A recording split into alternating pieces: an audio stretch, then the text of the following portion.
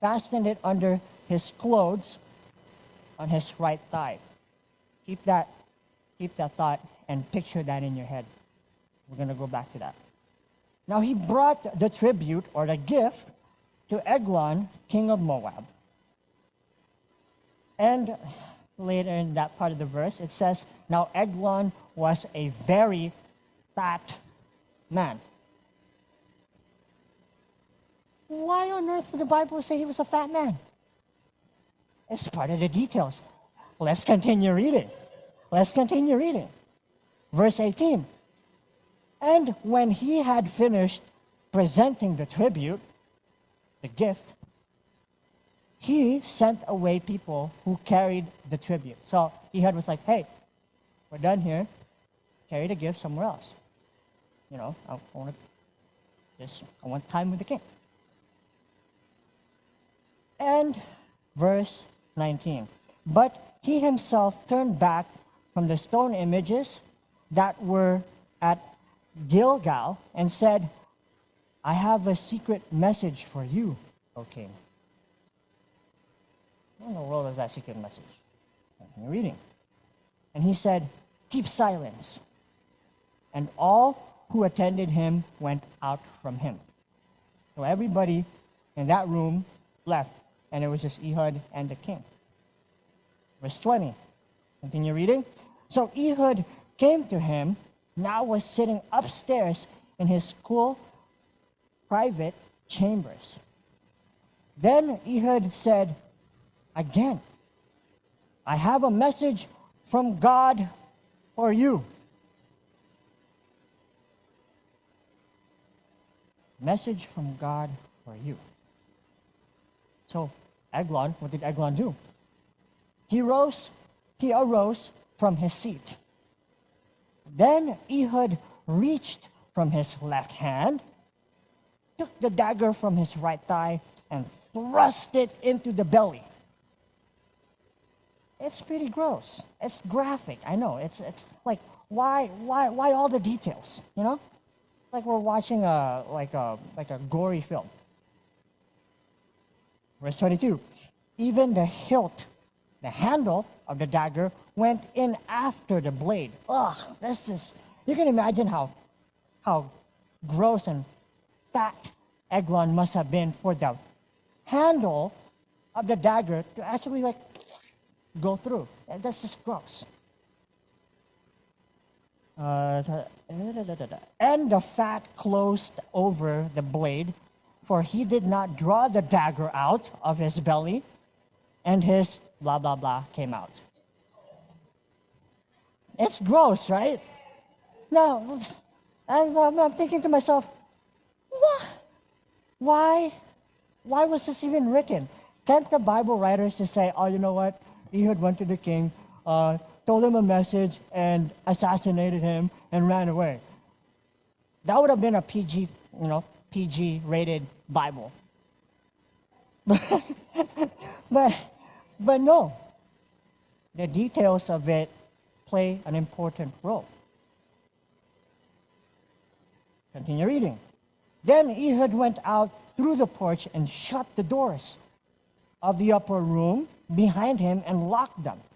So now you have Eglon dying, his blah, blah, blah is out there, and Ehud locked him up inside his room.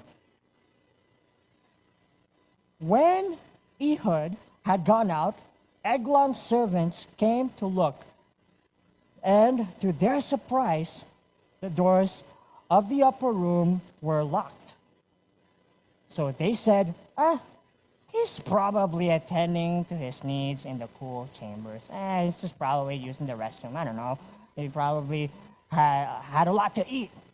We're assuming, because he's, fat. But, okay. Verse 25, it says, so they waited till they were embarrassed. Why do you think they were embarrassed?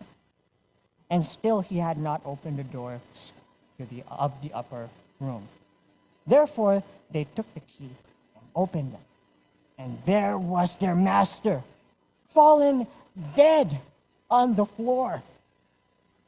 But Ehud had escaped while they delayed, and passed beyond the stone images and escaped to Sirah. And it happened when he arrived, then he blew the trumpet in the mountain of Ephraim, and the children of Israel went down with him from the mountains, and he led them. And he said unto them, Follow me, for the Lord has delivered your enemies from the Moabites into your hands. So they went down after him, seized the fords of the Jordan leading to Moab, and did not allow anyone to cross over. And at that time they killed about 10,000 men of Moab, all stout men of valor. Not a man escaped. So Moab was subdued that day under the hand of Israel. And the land had rest for how long? 80 years. I had to look that one up again. I'm like, wow, 80 years. That's a long time of freedom. And of course, later on, Israel messed up again, and you know the drill. But that was the longest time that I looked into that the Israelites were in peace between the book of Judges. After him was Shamgar, the son of Anath, who killed 600 men of the Philistines with an ox goad, and he also delivered Israel. Okay, that story in my head was like a comic book. I'm telling you, like my imaginations went wild. Of course, because it was very graphic. It was very creatively written. Say that. For me, I'd like to know more about who this Ehud is and why did God allow this particular details in the Bible. Now, it is interesting to know that he is left-handed too. Why? Because in the Bible, left-handedness is only mentioned twice in the Bible. Judges chapter 3 and Judges chapter 20. Judges chapter 3 obviously is Ehud. And the next story where we see left-handedness is 700 Benjamite warriors who were good with their left hand, and they were left-handed as well, but they weren't like warriors in the field doing swords and stuff. No, they were good with their arrows and stones. So you can imagine, okay, if they're good with their arrows and their stones, where would they be in this whole battle plan? You wouldn't put someone with stones in the front yard, in the front lines, or someone with arrows face to face. They were probably at the very back, shooting from afar to go there. And they also were very good at aiming. So you can say that these guys were, in those days, snipers. Well, of course, they didn't have guns back then, but they had stones and arrows. And then the third one, it's not really mentioned that they were left-handed. They were more ambidextrous. You can find this in 1 Chronicles chapter 12, where 24 ambidextrous warriors who were also good with their hands, with spears and arrows and stones, they helped David out with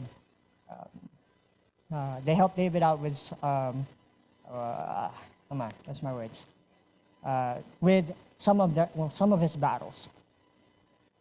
But something struck to me the most when I looked more into Ehud's story.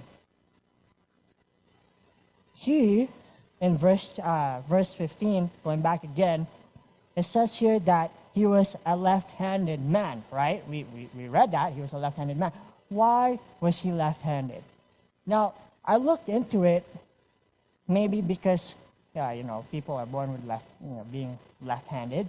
Like me, I was born left-handed. My dad was born left-handed. I probably got it from him. Maybe genetics. I don't know. Oh, obviously it's genetics. Duh.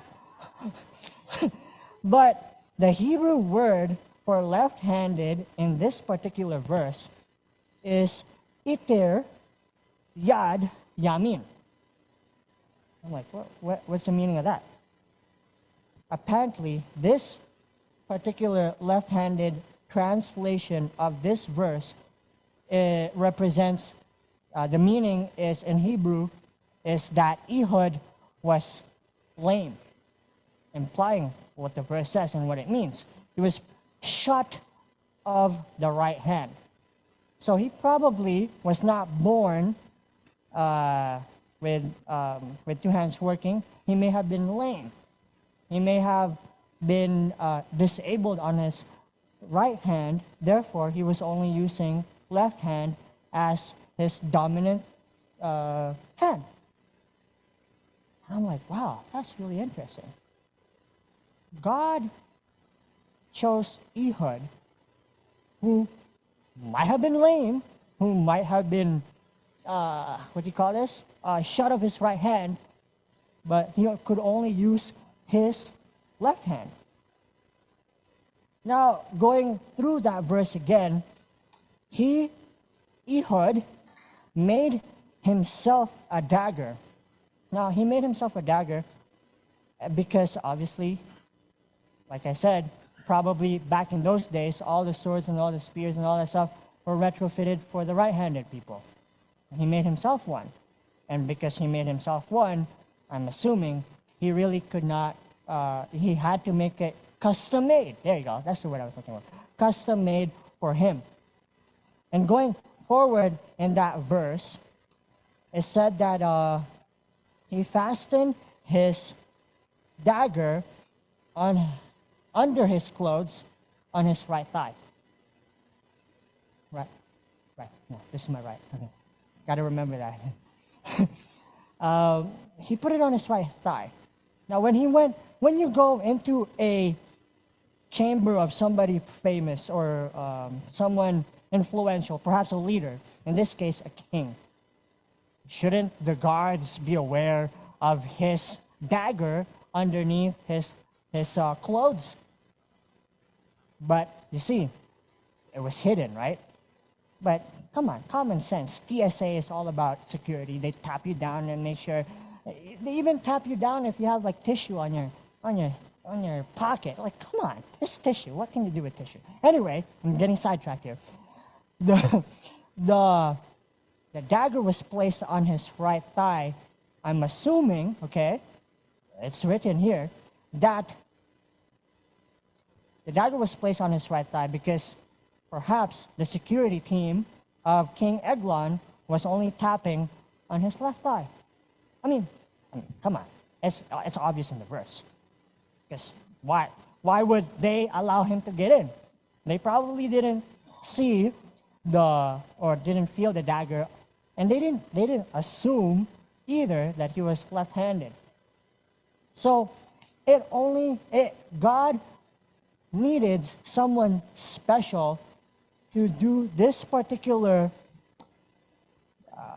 deliverance to kill King Eglon, so that he can deliver, so that God's people will be delivered. It's interesting because, again, why did God choose someone who was lame on one hand, perhaps, to become the book of Judges really well-written, graphic event into someone that led the Israelites out of bondage and gave them freedom for the next 80 years? Something told me that it inspired me, because why would God choose someone that is handicapped? However, that didn't disqualify him from having God use him in a mighty way, as you read. In fact, God used his apparent implied disabilities for a special mission that turned the tides of their history for the rest of their life.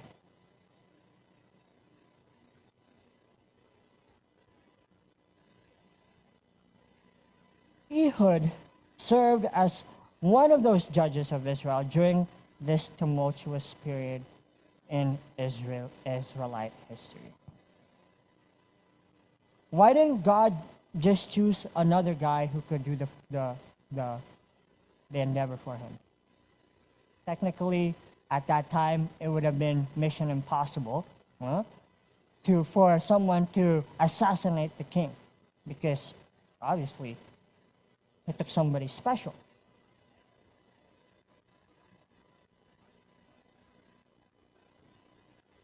Going forward in history, you see stories like this time and time and time again, where God uses people who are not sure of themselves, or perhaps disabled, or perhaps not confident. Take, for example, Moses. Moses was not really displaced, but he grew up in Pharaoh's palace and was educated, but then he was also a murderer. Moses was a murderer. Why did God choose a murderer to deliver his people? Going fast forward again. David was a shepherd boy, a little boy. He chose David to deliver his people. A couple of stones and a sling. Again, he went after a giant who was taller than him, bigger than him, stronger than him. But yet, God used him. Daniel and his friends. That is another story too. Because they were students they were Bible students in I guess you can say, a self-supporting school in Jerusalem, a tiny school. And then from there, they were captured and placed in the Ivy League School of Babylon. You can see how I guess you can say, not really that cool of a school to someone that's like pretty much like Harvard, And because of that, because of their principles that they learned when they were young, God used that. Imagine not eating from the king's table,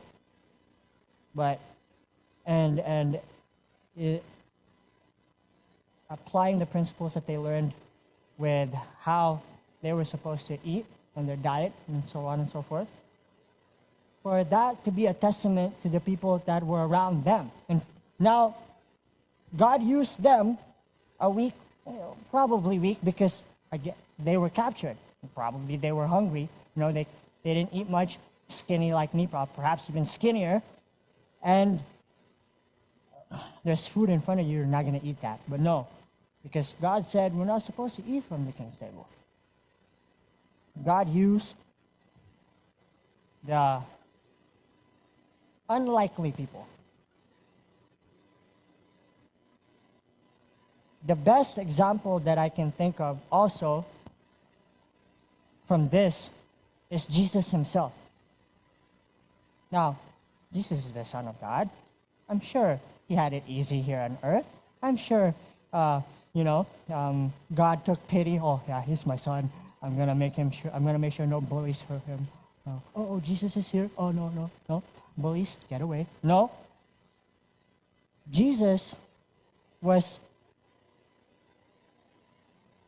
I guess, in a sense, also culturally displaced. He was born in Bethlehem, moved to Egypt, stayed there a couple of years, and moved back to stay in Nazareth. Now, can you imagine all that moving growing up? all that different language that he must have had to learn, and seeing him go through all of that growing up is quite inspiring. It even says, in the Bible, where they said nothing good comes out of Nazareth. So he was already, I guess, in a way, racially shunned, perhaps. He was bullied. And just set aside. But yet God used his only son to go through all of that difficulties and trials for us to take into consideration that God will deliver us no matter what if we are true to him.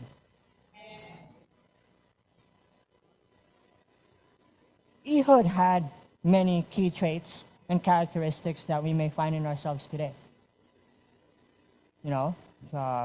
Some of us may be cunning and resourceful. We may be businessmen, doctors, nurses, lawyers. And some of us also may have the key traits of being courageous, being brave, being upfront, not willing to bend for what's wrong. Or maybe some of us may not have the ability to do that. Some of us are good motivators. Some of us are good at public speaking. Some of us are probably good at talking to the leaders, while some of us would rather not be there. Some of us may also be good at strategies, financial strategies, what to do with our workflow and our responsibilities at home, with our families. We always have that one family member who we turn to and ask for advice. You may be one of those. That's why I can say, perhaps I can relate a little bit to Ehud. Because despite of his weaknesses, maybe it's not mentioned here. It's not mentioned here in the Bible, but I'm trying to understand what he may be going through prior to this, especially for one who didn't have a right hand to use. He may have been insecure. He may have been shy. He may have been perhaps cast out by his friends growing up. But yet God used a lame, left-handed man to deliver his people from King Eglon.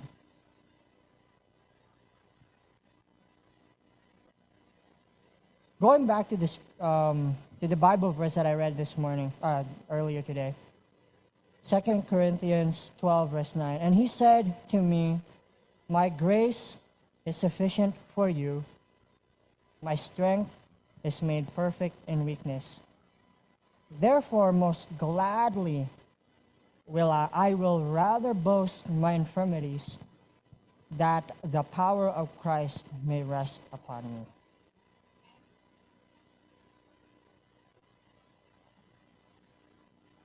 There's another Bible verse found in 2 Chronicles 16, verse 9, and it says, For the eyes of the Lord run to and fro throughout the whole world.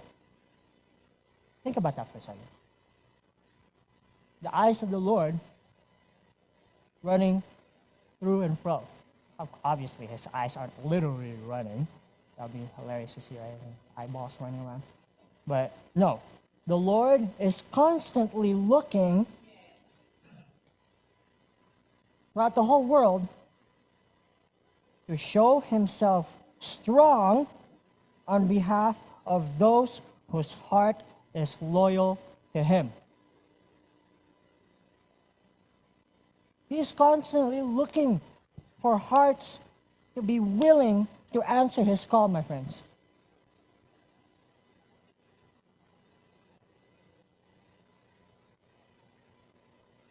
Personally,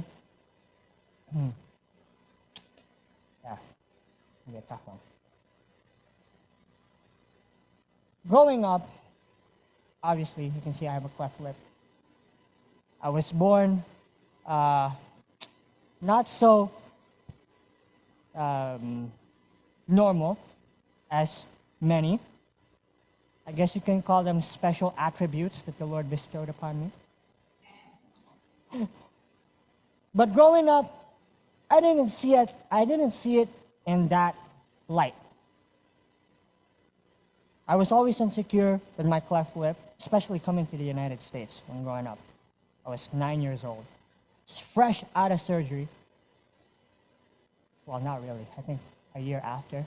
I had a nose repair prior to coming here. Growing up, when I came here, I saw kids running around, me, the scrawny little Filipino boy, playing with his friends.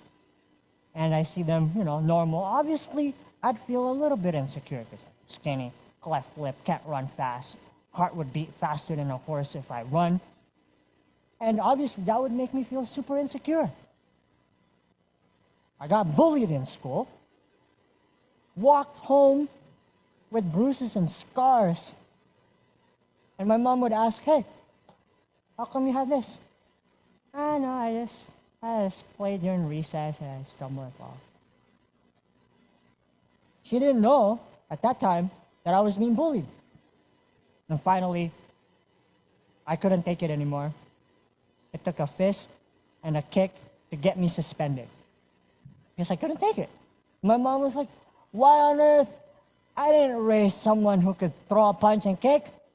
I raised you to be obedient and not violent. But nope, I got suspended, and I told her why. I was bullied. And so she pulled me out of school, at that time elementary school, and she put me the health evangelism class in Wildwood Lifestyle Center, the 6 months course, where I went from being a fourth grader, at that time, to studying with college students.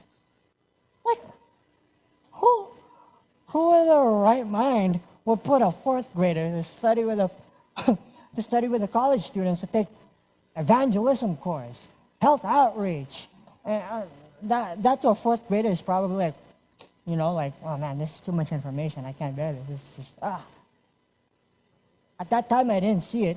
Obviously, I pretty much enjoyed my time there because the students there took me in as one of theirs.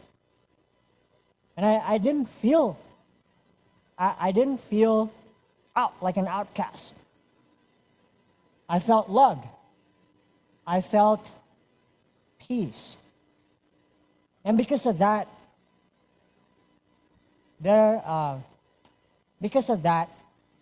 it sort of boosted my confidence and my self-esteem to see the world at a different light, because my insecurities don't really matter.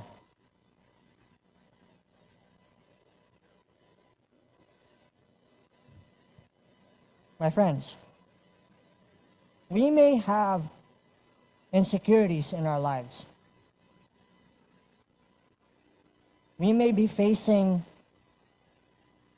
difficult circumstances that may discourage us from walking the path that God wants us to walk.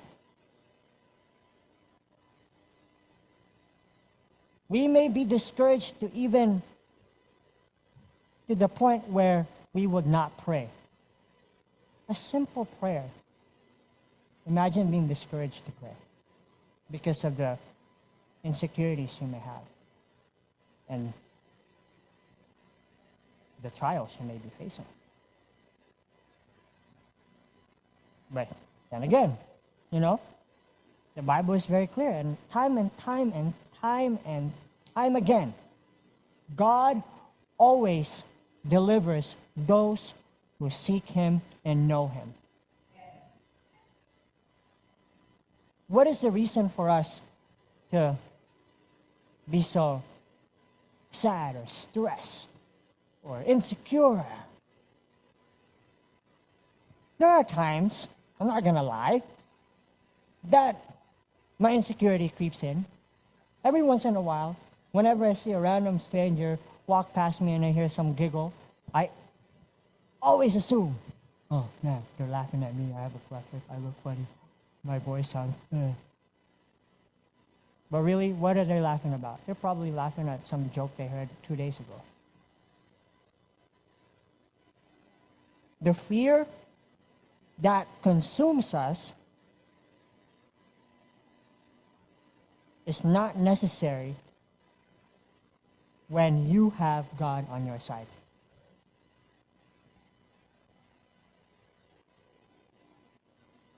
My grace is sufficient for you, for my strength is made perfect in weakness.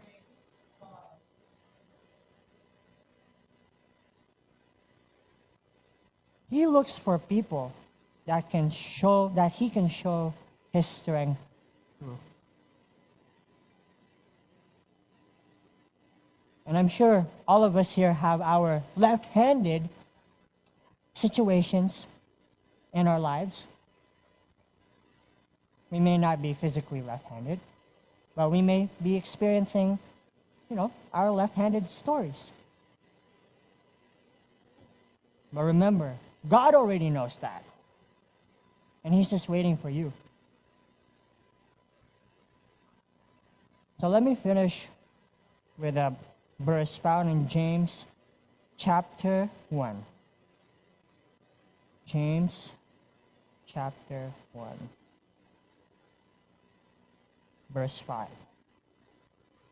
James chapter 1 verse 5, and it reads, "If any of you lack wisdom, let him ask of God, who gives to all liberally and without reproach, and it will be given to him."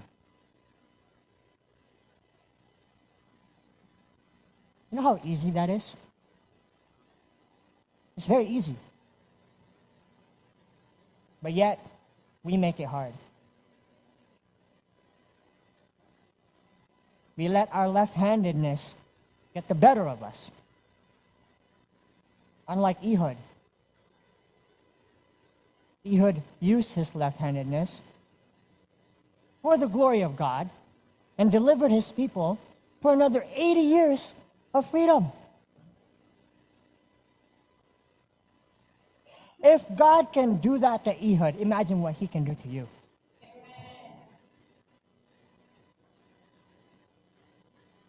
So, if any of you lack wisdom, just ask Him.